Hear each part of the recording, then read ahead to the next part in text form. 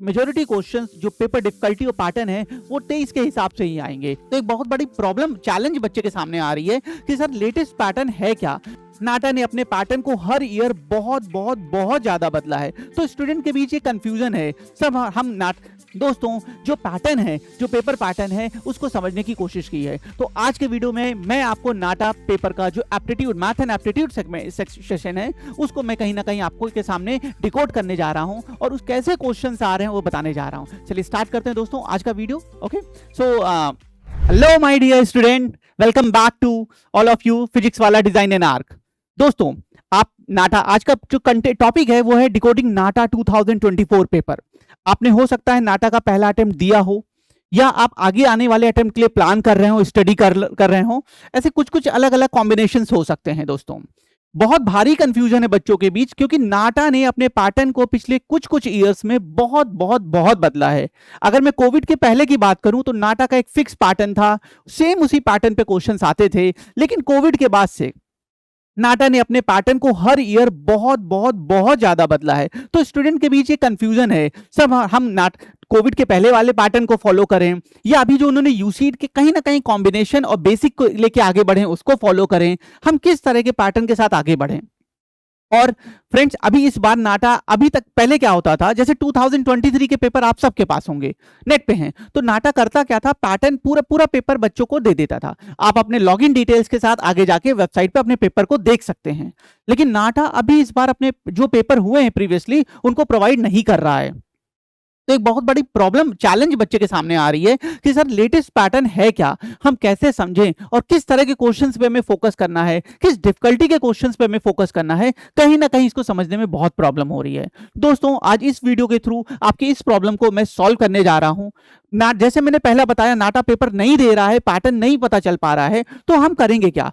कुछ क्वेश्चंस मैंने काफी स्टूडेंट से इस बारे में बात की है बेटा, और एक मेमोरी बेसिस पे जो उनको याद है, जो चीज उनको पता है, उसके बेसिस पे हमने एक क्वेश्चंस का कलेक्शन बनाया है।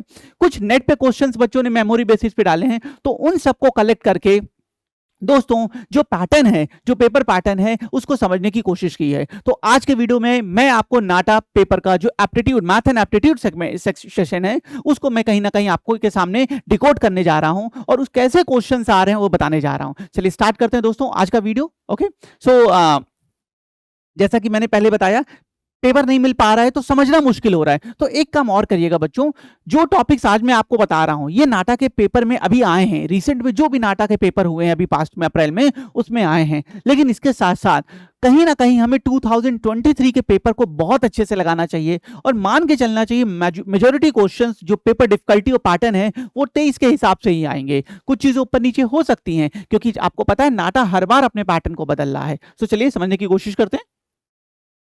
हाँ दोस्तों, एप्टीट्यूड एंड मैथमेटिक्स के सेशन में जो रिसेंट में पेपर हुए उनमें जो क्वेश्चंस आए हैं उनमें से कुछ क्वेश्चंस जो मैं आप बच्चों ने बताए हैं या नेट पे हैं मेमोरी बेसिस पे, वो मैं आपके सामने रखने जा रहा हूं। इस तरह के क्वेश्चंस पेपर में आ रहे हैं तो यहां से आपको एक अंडरस्टैंडिंग डेवलप करना आसान होगा। आपको बेहतर समझ में आएगा कि इस तरह के क्वेश्चंस आ रहे हैं और इनको हम कैसे आगे कमांड करें, कैसे इनके साथ आगे बढ़ें। जैसे क्वेश्चन नंबर 1 देखिएगा बच्चों, वर्ड प्रॉब्लम। मैं अभी एक बार आपके सामने सारे टॉपिक्स रख देता हूं, फिर एक एक करके सारे क्वेश्चंस का एक हल्का सा आपको आइडिया देने की कोशिश करूंगा।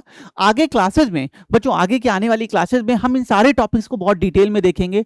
नाटा किस डिफिकल्टी के क्वेश्चंस बना रहा है, कहां से बना रहा है, मतलब कैसे सोर्स क्या हो सकते हैं, कहां पे इस तरह के हमें क्वेश्चंस मिलेंगे, वो मैं आपके साथ डिस्कस करूंगा। और एक एक टॉपिक को उसके प्रॉपर डिफिकल्टी के साथ आगे क्लासेस में हम डिस्कस करेंगे। क्वेश्चन नंबर 1 ये वर्ड प्रॉब्लम से है। अब देखिए, एक बच्चा है, उसको 100 की नोट्स दे दी गई, 100 की कुछ नोट दी गई हैं और जो उनके सीक्वेंसेस नंबर हैं वो यहां से लेके यहां तक हैं, माने 40 से लेके 90 तक ये उसकी नोटों के नंबर जो सीक्वेंस होते हैं वो पड़े हुए हैं।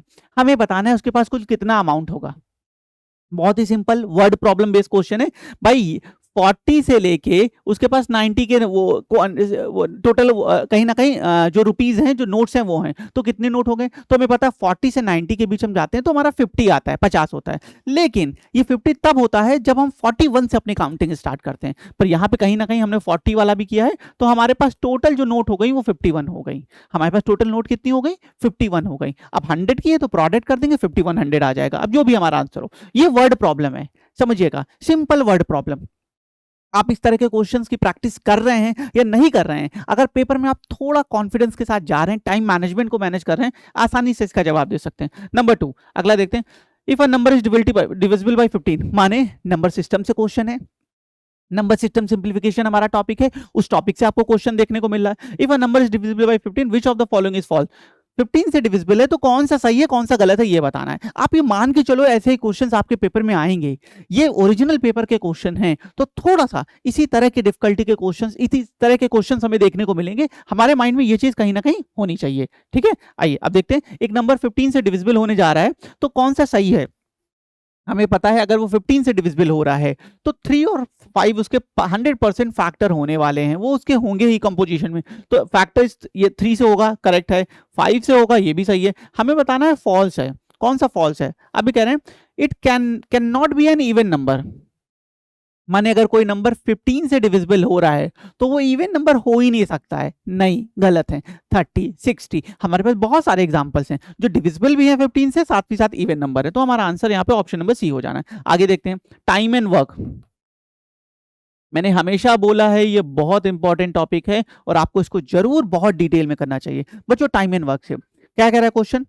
इफ 3 men और 4 women, 3 आदमी या 4 औरतें, 3 men और 4 women किसी काम को इतने दिन में करते हैं, बेसिकली M1D1 पे बेस्ड है, man into days give the total work की कॉन्सेप्ट पे बेस्ड है। तो हमें बताना है कि 7 men एंड 5 women कितने दिन में करेंगे।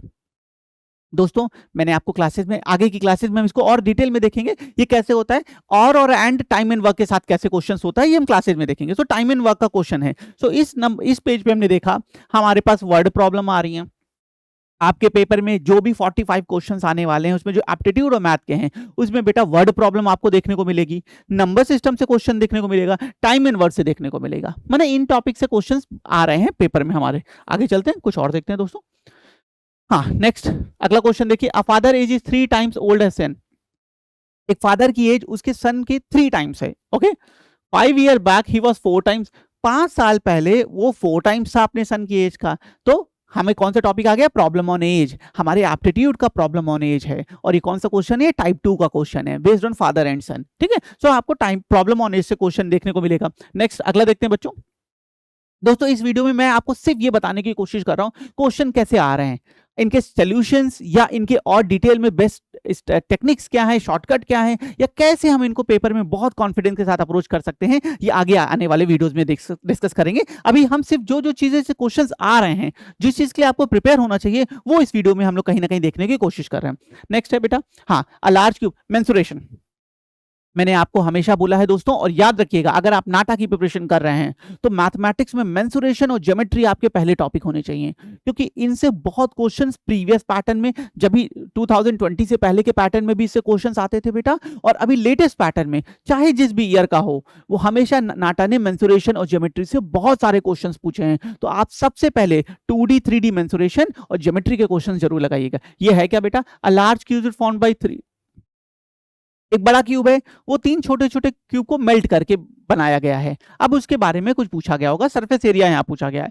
कभी भी 3D में एक ऑब्जेक्ट से कई सारे दूसरे ऑब्जेक्ट या वाइस एंड वर्सा हो तो क्या सेम होगा? वॉल्यूम। तीनों का वॉल्यूम बराबर बड़े क्यूब के वॉल्यूम के करके इजिली हम वहां से सरफेस एरिया निकाल सकते हैं। तो मेंसुरेशन का क्वेश्चन आपको देखने मिल रहा है। Next, today is X birthday 1 year, word problem again, problem on age के साथ वर्ड प्रॉब्लम है। किसी बंदे की आज की एज, उसकी आज का जो उसका एक्स बर्थडे, माने एक्स बर्थडे का मतलब उसकी एक्स एज हो गई 1 year, 1 साल पहले, आज से 1 साल पहले।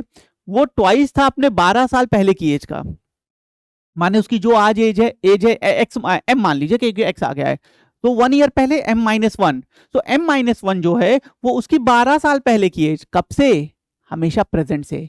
इस टॉपिक की जान कौन है? प्रेजेंट है, सारा कैलकुलेशन प्रेजेंट से। सो M-1 जो है वो 12 टाइम्स है M-12 का, तो M-12 में 12 का प्रोडक्ट करके आगे हम बेसिक कैलकुलेशन के थ्रू से निकाल सकते हैं। माने प्रॉब्लम ऑन एज के हमने 2 क्वेश्चन देख लिए हैं, ध्यान रखिएगा इस चीज को। आगे बढ़ते हैं, नेक्स्ट बेटा, find the next number in the series के questions 100%, series, classification, coding, decoding, analogy, in 4 topic के क्वेश्चंस आने तय हैं, 100% आएंगे। इनको प्रैक्टिस करें, लगाते रहें। आप किसी भी अटेम्प्ट के लिए जा रहे हो, आप बेटा जुलाई के पेपर के लिए जा रहे हो, आप पर डे बेसिस पे इसके 5-5, 10-10 क्वेश्चंस लगाएं, ये आपको बहुत बेनिफिट देगा। Okay, so next, how is 100 by 25 is written, Roman number. अब फिर से वर्ड प्रॉब्लम आ गई, सिचुएशनल प्रॉब्लम, वर्ड प्रॉब्लम, हमें बताना है 5 को हम रोमन में कैसे लिख सकते हैं। तो अब हमें पता होना चाहिए रोमन रिप्रेजेंटेशंस कैसे होते हैं, कहीं ना कहीं इसके बारे में जानकारी होनी चाहिए। सो अभी यहाँ पे हम देखते हैं। सो हमें बेसिकली चाहिए क्या, हमें ऐसा नंबर चाहिए जिसका आउटकम 5 आ रहा हो, जिसका आउटकम 5 हो। अब रोमन में कुछ वर्ड्स हैं जिनकी वैल्यूज होती है जो हमें पता होनी चाहिए। जैसे बेटा रोमन में C is represented as 100, capital C small C इसको हम 100 से रिप्रेजेंट करते हैं बेटा। सो इन अगर ऑप्शंस में देखें तो ये क्या है और ये क्या होता है रोमन में 20। सो 100/20 5 आउटकम आ जाएगा। Correct answer option D. Okay, तो इस तरह वर्ड प्रॉब्लम में रोमन बेस्ड क्वेश्चन है। तो दोस्तों इन सब के बेसिस पे अगर मैं आपको बताने की कोशिश करूं कि हाँ अच्छा एक चीज और बता दूं, डेटा इंटरप्रिटेशन ग्राफ, बेटा मैंने काफी स्टूडेंट से बात की है, उसके बेसिस पे ये मैं आपको अपना एक्सपीरियंस उनसे बता रहा हूं। जिन्होंने नाटा का पेपर दिया है उनसे मैंने बात की, उनका कहना है डेटा इंटरप्रिटेशन, बार ग्राफ, पाई, लाइन ग्राफ, इनसे काफी क्वेश्चंस आ रहे हैं और साथ ही साथ कैलकुलेटिव क्वेश्चन आ रहे हैं। आप डेटा इंटरप्रिटेशन के, ग्राफ के, पाई चार्ट के, इनके क्वेश्चंस की प्रैक्टिस जरूर कर लीजिएगा। और इनमें थोड़ा सा कहीं ना कहीं बेटा कैलकुलेशन पार्ट आ जाता है, जैसे एवरेज आ जाएगा, रेशियो आ जाएगा, परसेंटेज आ जाएगा। तो आप इनकी प्रैक्टिस जरूर करके जाएं, क्योंकि ये कहीं ना कहीं जब हम टाइम बाउंडेड मैनर में करते हैं तो हमको थोड़ा सा लगता है हम नहीं कर पाएंगे, हमारा टाइम खरा है, गलत कर देंगे। तो इनकी आप बहुत अच्छे से प्रैक्टिस करिएगा। परसेंटेज के क्वेश्चंस 100% आएंगे, ये डायरेक्ट या इनडायरेक्ट दोनों मोड में आता है। Then we have time and work, जैसा कि हमने क्वेश्चन देखा था, series and word problem, series के क्वेश्चंस आएंगे, वर्ड प्रॉब्लम के क्वेश्चन आएंगे। दोस्तों ये कुछ टॉपिक्स हैं जो मैंने आपके सामने रखने की कोशिश की है। अब मैं आपको अपना पर्सनल व्यू बताता हूं। अगर आप नाटा की प्रिपरेशन कर रहे हैं और आपको आगे आने वाले अटेम्प्ट आपको देने हैं, या आपने दे रखा है आपको फिर से आगे अटेम्प्ट देना है, बेहतर परफॉर्म उसमें करना है, तो बेटा ये जो टॉपिक्स थे आप इन पे फोकस करें। Percentage, problem on age, average, time and work, इनको बहुत अच्छे से करें। डेटा इंटरप्रिटेशन, मेंसुरेशन और ज्योमेट्री, इनके क्वेश्चंस को बहुत अच्छे से लगाएं। एक प्रॉब्लम यह है कि हमारे पास 24 का पेपर है नहीं, तो बच्चों को बहुत बेहतर कुछ, अगर जैसे 23 में था पेपर था तो पूरी सब कुछ क्लियर बता दिया जा सकता था, अभी पेपर नहीं है। तो आप 23 के पेपर को स्टैंडर्ड मानते हुए उसके साथ आगे बढ़ें और जो मैंने क्वेश्चंस अभी आपको दिखाए उनको सॉल्व करने की कोशिश करिए, उनको प्रैक्टिस करने की कोशिश करिए दोस्तों। इससे आपका कॉन्फिडेंस भी बढ़ेगा और कहीं ना कहीं आप दूसरों से एक एक्स्ट्रा एज के साथ पेपर में इन टॉपिक्स के साथ पेपर में इन क्वेश्चंस को अप्रोच करेंगे। दोस्तों आई होप पेपर से रिलेटेड जो चीजें अभी हैं, प्रेजेंट हैं, उनमें से मैंने आपके सामने आपकी डाउट्स को क्लियर करने की कोशिश की होगी। अगर अभी भी आपको कोई डाउट है, कुछ नहीं समझ में आ रहा, आप कमेंट करिएगा। आगे के वीडियो में, आगे के सेशंस में उन चीज़ों पे डिटेल वीडियो बनाने की कोशिश की जाएगी। और जो मैंने आज आपको क्वेश्चंस दिखाए हैं, जो मैंने आपको बताया है, इनके रिलेटेड क्वेश्चंस, इसी टॉपिक पे इसी तरह के कुछ और क्वेश्चंस लेके आगे की वीडियो में मैं आऊँगा। आगे के सेशंस में बच्चों इन टॉपिक से रिलेटेड जो बेस्ट स्ट्रैटेजीज हैं, शॉर्टकट्स हैं, या कहीं ना कहीं टेक्निक्स हैं जो हम हमेशा से क्लासेस में डिस्कस करते आए हैं, वो मैं आपके साथ डिस्कस करूंगा। आई होप आपको सारी चीजें समझ में आई होगी। सो आज के लिए इतना ही रखते हैं दोस्तों। अच्छे से वीडियो देखिएगा, कुछ ना समझ में आए बार बार देखिएगा, क्वेश्चन जरूर लगाइएगा, कोई डाउट हो हम उसे आगे फर्दर बिल्कुल डिस्कस करेंगे। Thank you.